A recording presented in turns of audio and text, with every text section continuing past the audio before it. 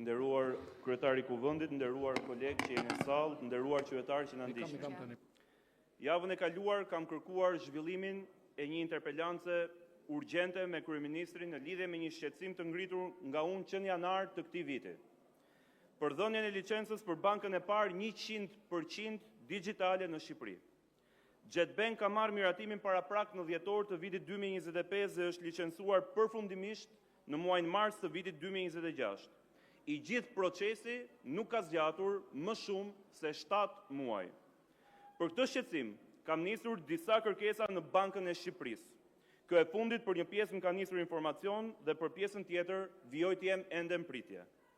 Sigurisht, si për çdo shqetësim tjetër të ngritur nga opozita, përgjigja apo reagimi institucional jo vetëm që lë për dëshiruar, por të gjithë e dinë në media se kërcet leku, ku parsor nuk është as pak interesi publik, por pazari i radhës apo denigrimi i opozitës.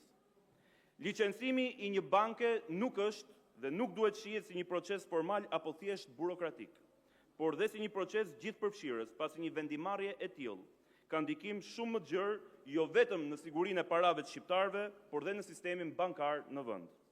Institucionet tona duhet të ushtrojnë vigjilencë të shtuar në një kohë kur Shqipëria ka hapur grup kapitujt kryesor në procesin e integrimit dhe aspiron të bashkohet familjes europiane. Por ndërkohë jemi në monitorimin e përditshëm të Manivalit.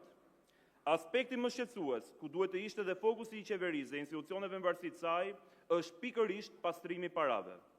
Vitet e fundit, kjo sallë ka lexuar dhe dëgjuar shumë rapte nga titullarët strukturës së posaçme kundër korrupsionit dhe krimit organizuar, dhe është pikërisht kjo strukturë e specializuar hetimore, që ka ngritur alarmin për këtë fenomen. Pra nuk flasim për një aludim apo akuzë të opozitës për qëllime politike, por për një fenomen që po gryen dhe shkatron ekonominë e vendit tonë. Sot, Shqipëria është bërë bazë jo vetëm e parave të pista të grupeve kriminale, të cilat marrin tendera dhe leje ndërtimi për t'i përdorur më pas si lavatriçe, por ajo është edhe baza e të ashtuquajturave call centers, me anë të cilave mashtrohen qytetarët europian me vlera qindra milion euro. E gjitha kjo ndodh në nënhundën apo e thëntrosh zheshkoqur me bekimin e institucioneve të shtetit tonë, ku më kryesorët janë Agjencia e Inteligjencës Financiare, Policia e Shtetit dhe Shërbimi Informativ Shtetëror.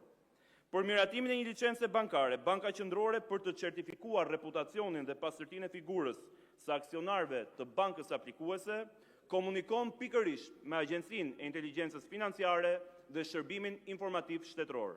Të dyja këto institucione në varësi të Këshillit Ministrave dhe të Kryeministrisë. Prandaj sot unë kisha kërkuar në interpelancë Edi Ramën dhe jo Eriona Ismailin. Unë e kuptoj që zonja Ismaili pas ka marrë përsipër detyrën e vështirë sot për të mbrojtur bankën e Edi Ramës. Pasi as ministri i financave nuk ka si ta marrë përsipër këtë përgjegjësi, zëvendës kryeministri ajo, po as ministri i ekonomisë mbase edhe për arsye private dihet që nuk mund ta marrë. Nëse kushdo në këtë sallë apo dhe qeveri do të bënte një kërkim të thjeshtë në internet se cilat janë problematikat e ngritura nga autoritetet mbikëqyrëse europiane për bankat digjitale, si N26, Revolut, Starling Bank e tjerë, do të konstatonte se autoritetet monitoruese në Evropë, si Banka Qendrore, Autoriteti Bankar Evropian, kanë ngritur disa shqetësime kyçe për bankat digjitale, neobanks dhe sektorin financiar që po digitalizohet me shpejtësi për vitet 2025 dhe 2026. Këto shqetësime kryesore konsistojnë në disa pika, kryesisht në pastrimin e parave, sigurinë kibernetike, stabilitetin financiar dhe liquiditetin. Për të gjitha sa thash më sipër, kam kërkuar këtë interpelancë duke i drejtuar pyetjet e mëposhtme kryeministrit. 1.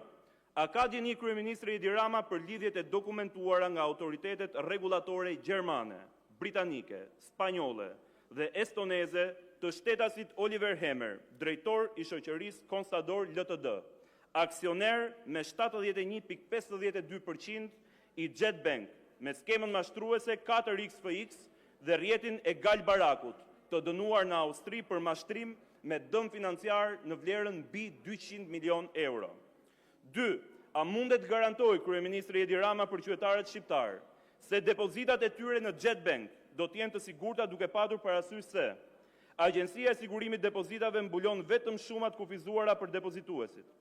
Fondi ASD-s financohet nga kontributet e gjitha bankave tjera në treg, duke e kthyer riskun e një banke të re në një risk që në rast dështimi do të përballohej nga fondi krijuar prej kontributeve të sistemit bankar e do të kishte pasoja mbi besimin e qytetarëve në të gjithë sistemin financiar, dhe asnjë prej aksionarëve dhe anëtarëve të bordit të Jet Bank nuk ka eksperiencën e mëparshme në drejtim bankar, as nuk ka operuar kurrë në një bankë tregtare në ndonjë vend tjetër të botës apo dhe në Shqipëri.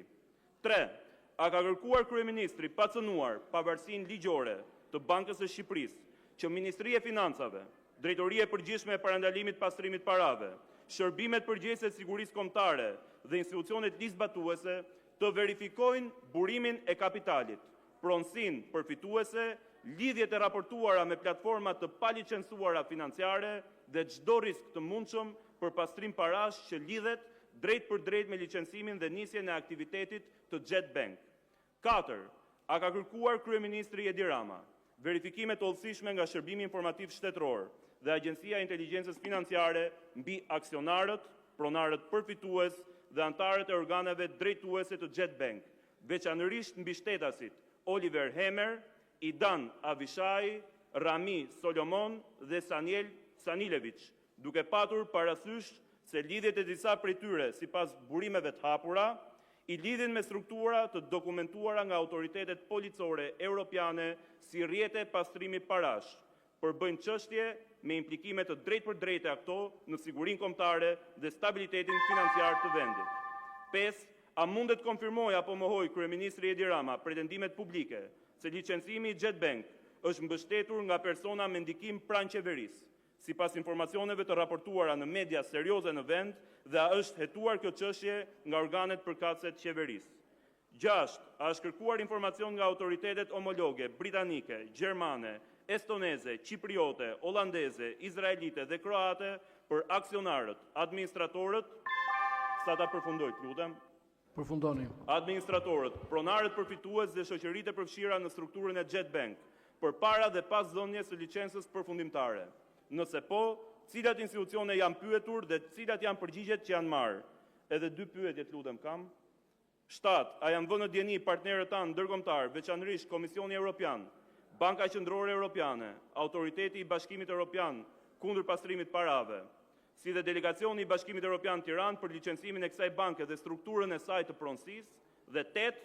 A ka marrë qeveria shqiptare masa për të parandaluar konfliktin e mundshëm të interesit që lind nga fakti se Jet Holding BV zotëron njëkohësisht Jet Bank, bankë e licencuar nga Banka e Shqipërisë, dhe Jet Tech, shoqëri e regjistruar në Durana Tech Part me lehtësira fiskale, duke krijuar mundësinë e transferimit të fitimeve nga banka drejt një shoqërie të së njëjtit grup me regjim tatimor preferencial.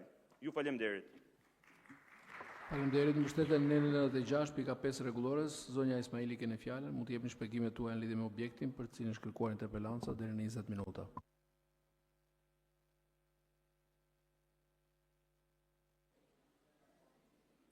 Nderuar kryetari i Kuvendit, të nderuar kolegë.